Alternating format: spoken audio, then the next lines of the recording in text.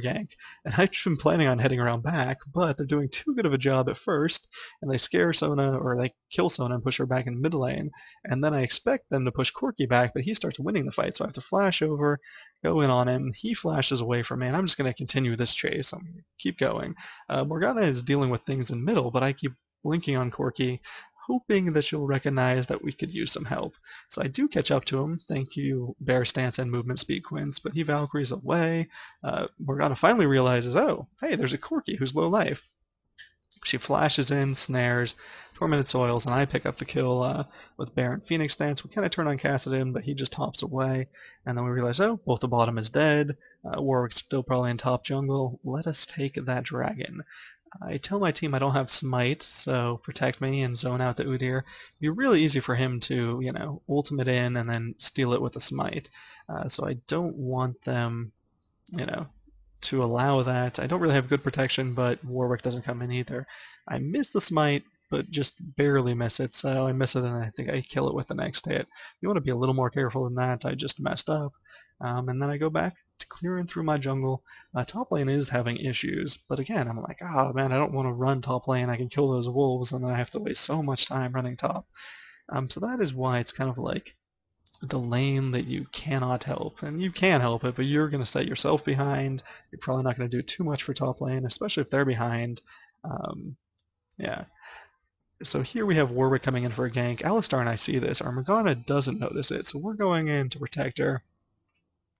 She's going to get caught. She gets ulted by Warwick, but Warwick ults into the tower and gets caught by Morgana's ult. So he's taking a lot of damage. Atlanta here flashes into Q. I don't know if he was out of range for W, but regardless, we didn't catch the Warwick, which was unfortunate. But I see the Kassadin's running back this way. Alistar's making sure he just doesn't, void walk, rift walk back over that divide. And I'm telling Wukong, hey, come down and guard this area. And I check back here because I figure that's a pretty common place for people to hide and think they're being tricky, especially if they have a teleport like Kassadin does. So he, rift walks away from me, but Alistar is able to pick up that kill, and I just go back to jungling.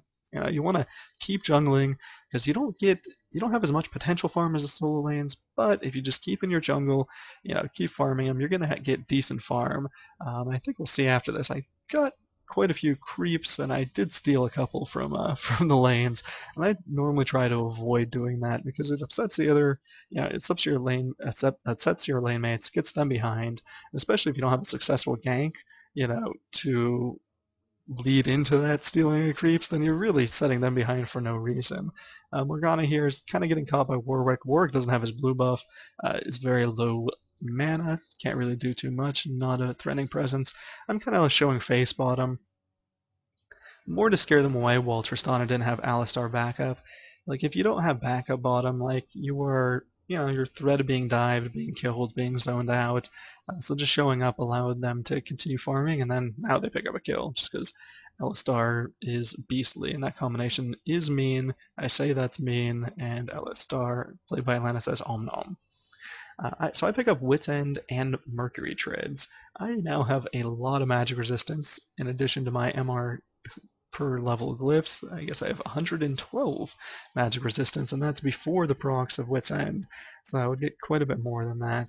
So I'm really not too afraid of Rumble or Kassadin. Down bottom, our bottom lane gets caught by two ultimates, but they're still going to come out with the Sona kill. That heal is very large. Atlanta knocks back this Warwick, precludes him from chasing. What is happening is Kassadin's going to chase, is going to pick up the kill on Alistar. And I'm telling Morgana, hey, just come get blue buff. You're not going to get there in time. But Morgana is pretty confident in her strength, and she is going to go down there and walk into three people and then realize, hey, I don't actually have very much mana.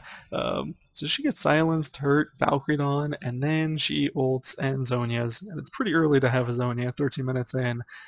So she picks up that kill and outplays them. And probably prevents them from pushing that tower. I'm checking red buff. It's not there. I did kind of expect it to be there soon, but now, I'll get an update, or the spawn camp will show on my map when it does spawn. I'm going to leave one little Wraith just to set that Warwick a little bit further behind. I'm going to push middle here, mainly just to, rob the farm from Cassidon. I am taking it from Morgana, and she's close by. That's why I kind of run away, and then I say, hey, let's get you this blue buff. I set down my ward so I can see them, coming in. Normally I'll set it in that bush so I can see them if they hide in that bush, but for whatever reason I felt like that was a better spot at that point in time. I'm not certain it was or not. We do we do see work later on. Here Atlanta's going to go further into their jungle, but I'm like, hey, back off. There's a Sona there, and there's a Warwick, and there's a Cassidon that are all completely healthy. So I ping on him, I tell him to be, and I'm going to get back to my farming. Meanwhile, middle, our Morgana is kind of dueling with this Cassidon. The Cassidon is far behind. But it is a close fight, and I have to flash in and pick up the kill there with Phoenix Stance. So it turned out all right. Morgana living on the edge. She had blue buff, but she still didn't have very much mana loaded up. So at this point, the other team's kind of giving in. They say, "Good game, well played. I'm 3-0." Everything is going rather splendidly. I pick up my first level of Tiger Stance, and really, it varies when I pick that up. Some games I won't even pick it up, but it is nice for single target objectives, for towers, for fighting generally. I like it. One level of it is pretty sufficient. I mean the dot from Tiger at level 1 is strong. One thing you saw is I was attacking, and between Phoenix Stance and Red Buff, I knew it was going to kill the larger golem, so I switched targets. You want to be as efficient as possible. And save auto attacks if you can. So here we're coming in bottom. That Corki doesn't know I'm coming in and gets caught by a rocket jump. Then he just turns around and starts attacking minions, and so I don't actually even get an assist for that, I don't think. But we do get to push this tower, and Dragon's up at 1606. I did tell the team that earlier, and it's good to remind them. I don't think this was all planned, like staged. 15:30, we're going to go for a gank. But I do tell my team, like right now, it's going to be up in a couple seconds. Let's take this turret. Let's go back and get that. And it's basically a free dragon. We see Warwick top there, so there's really nothing they can do. That Warwick and Cassidon are going to chase down Morgana. So Alistar at first is like, oh, should I go help the Morgana? And she probably could get away, but it looks like she's going to stand there and fight them a little bit. She is going to go down while we take this dragon, which is fine. She can be a good decoy, but she didn't actually need to die, so she almost gets away, doesn't quite get away, but this werewolf has to flash, and is going to be picked up by Wukong and Tristana.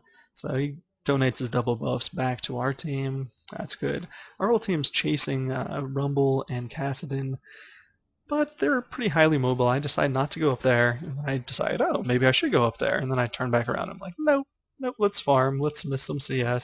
And let's take this tower. So that is what I do. Sona there is, almost half my level. It's level 6 to my 11. Is not going to be doing any damage. I just turtle stance up, tiger stance, and take it down that turret. Meanwhile, Corki is pushing hard bot because we've, dedicated everyone to top lane, and he's unfortunately going to take that turret. I give a late dragon call, and that's just an approximate dragon.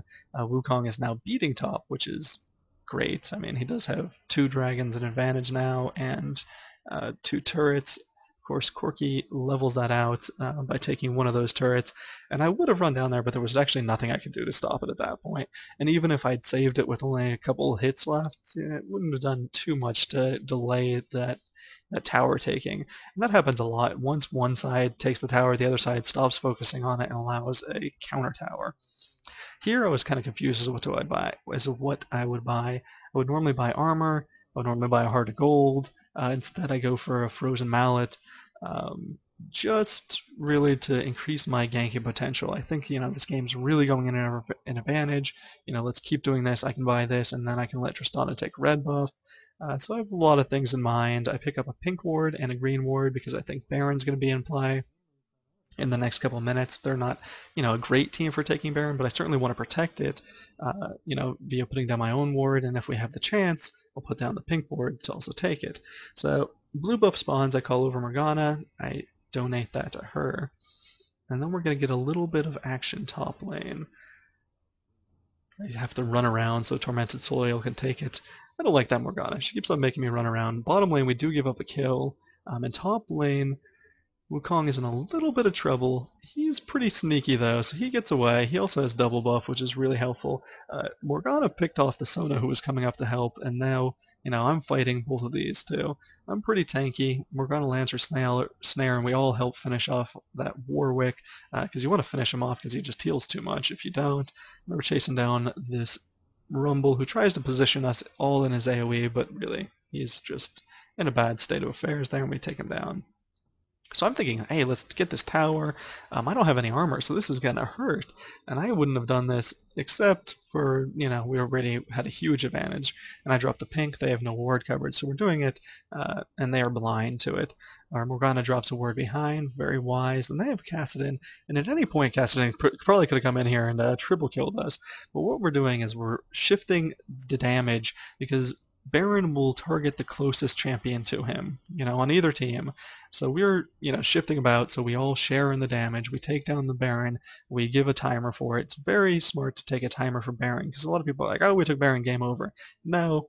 Well, in this case, yes, we took Baron and it was game over. But generally, the next Baron will also be in play, and you want to have a timer advantage on the other team for that. The other thing is when we were tanking that Baron, you want to switch off, one, because we were really low, but even if you're not really low, the Baron uses a debuff and will, do more and more damage if it's focusing on one target. So there is kind of the post-game stats there. We had a good farm. We were out farming them. We obviously outkilled them, and, it was a successful game. We won in 20 minutes and 15 seconds, and that kind of concludes my Udyr guide. I hope you enjoyed, and we will be bringing you more guides with more champions. But not all games will be quite as successful as this one.